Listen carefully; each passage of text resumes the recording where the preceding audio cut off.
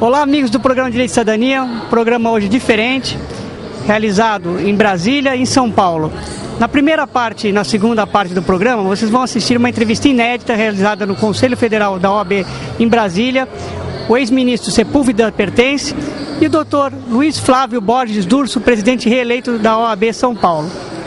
E no último bloco, vocês vão ficar com as imagens e entrevistas realizadas na posse do presidente Luiz Flávio Borges Durso em São Paulo, no Anhembi. Acompanhe as entrevistas e as imagens.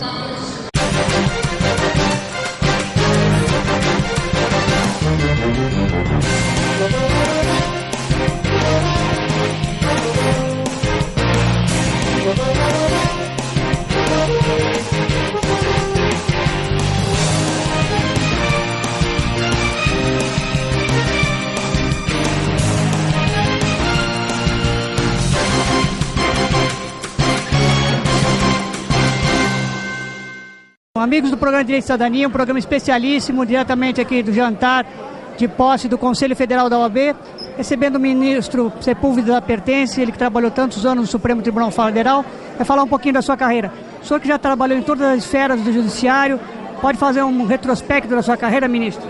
Bem, realmente, por acasos da vida, fui Ministério Público, fui advogado, vice-presidente do Conselho Federal, depois Procurador-Geral da República e juiz do Supremo Tribunal durante 18 anos e meio. O senhor, como ministro, o senhor acha que como advogado lhe ajudou na experiência de vida? O que levou o senhor a entrar? O senhor entrou pelo quinto constitucional, foi isso? Não era propriamente quinto. O Supremo não tem cotas reservadas.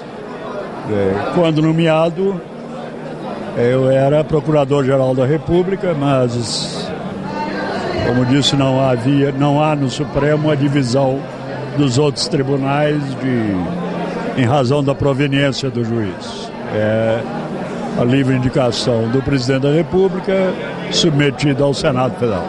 Perfeito. O Supremo Tribunal tem sofrido alterações, mudanças, né? Alguns ministros estão se aposentando, outros jovens estão entrando. O senhor ainda acha que o Supremo ainda é o guardião da Constituição Federal?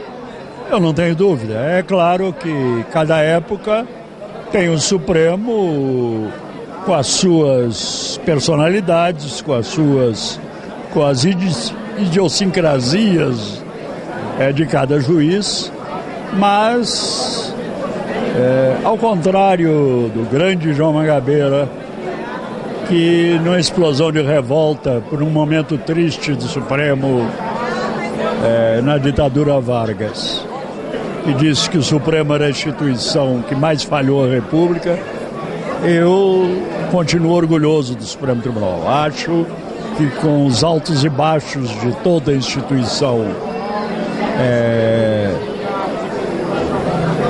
de cúpula, o Supremo teve os seus momentos gloriosos, teve os seus momentos discutíveis, mas ainda é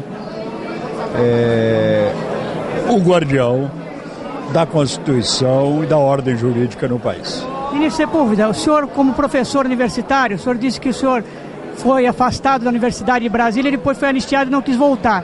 Algumas discussões hoje ainda de anistia ainda estão no Supremo. Como é que o senhor entende essa passagem do Brasil? É o perdão que ainda funciona para poder efetivar a democracia? Como o senhor viu? O senhor que tão bem viveu na pele essa situação?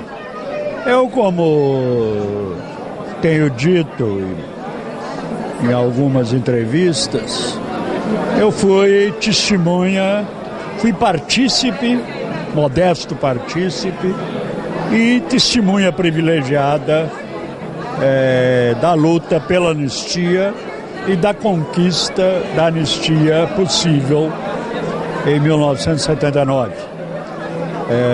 Partícipe porque relator no Conselho Federal da Ordem da manifestação da entidade sobre o projeto encaminhado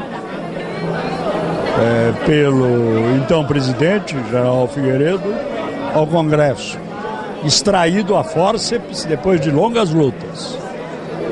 E naquela oportunidade mesmo, e depois como assessor informal da grande figura da luta pela anistia, que foi o velho e saudoso senador Teotônio Vilela, que Milton Nascimento imortalizou como menestrel das Alagoas. E lutei dia a dia no Congresso. Nós não tínhamos dúvidas de que a anistia então conquistada fora conquistada com um pressuposto, a de ser bilateral. E tanto que a longa discussão, a intensa discussão, não foi a propósito disso. Foi na nossa tentativa de ampliar a anistia proposta de modo a alcançar o que o projeto governamental chamava terroristas, quer dizer, os participantes da resistência armada ao regime. Perdemos, então, na Câmara dos Deputados por 206 a 202 votos. Mas, realmente, houve ali um acordo não formalizado de que, se puséssemos em dúvida a bilateralidade da anistia, não haveria anistia nenhuma. E nós que então lutávamos, tínhamos uma responsabilidade histórica e uma responsabilidade humana, a de tirar do cárcere, na fórmula vitoriosa, quase 100 prisioneiros e, pelo que lutávamos, quase 200. Eu hoje tenho o maior respeito pela dor dos que sofreram na carne os abusos da repressão e pelas famílias que perderam entes queridos. Mas eu creio que essa discussão sobre eventual revisão da interpretação da lei da anistia é anacrônica.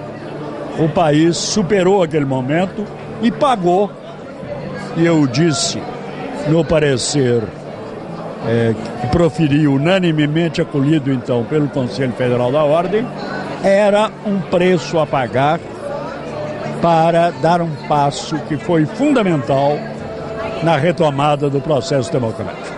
Ministro, essa questão, às vezes as famílias buscam indenização, se fala tanto em indenizar essas pessoas que sofreram, o senhor que vivenciou isso.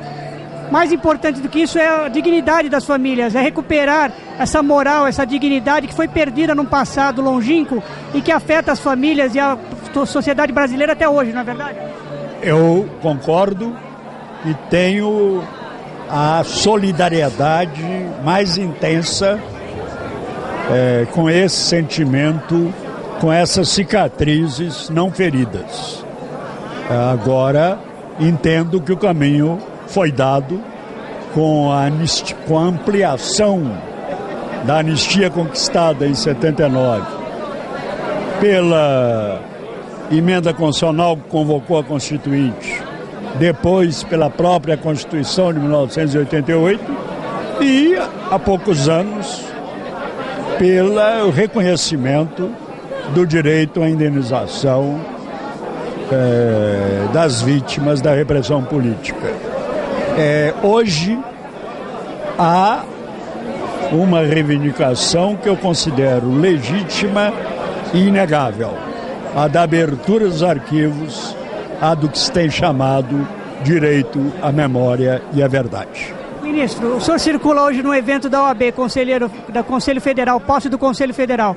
O senhor verifica que o senhor, como advogado, o senhor trabalhou no Ministério Público, ministro do Supremo, o senhor é respeitado, o senhor se sente realizado, o senhor vê que as coisas mudaram nesse país. Como é que o senhor se sente hoje num evento tão grande, ser cumprimentado, respeitado? A gente verifica o ministro Sepúlveda da Persistência sendo cumprimentado por advogados, por representantes do judiciário. O senhor acha que esse papel que o senhor fez lhe grandificou na sua vida? Olha, eu vou lhe dizer apenas uma coisa. Este jantar da posse da OAB, como jantar da minha posse na presidência do Supremo Tribunal Federal, são feitos nas dependências do Clube do Exército.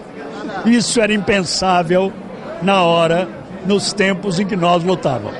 Ministro, obrigado por deixar ele curtir o evento, obrigado pela aula de história, parabéns, e o senhor sempre terá sempre o carinho dos alunos, sempre o carinho dos representantes do Judiciário e com certeza o respeito da OAB. Muito obrigado, foi uma alegria falar por seu intermédio aos brasileiros da Baixada Santista do grandioso estado de São Paulo. Obrigado, ministro. A você, nosso telespectador, não saia daí, voltamos já.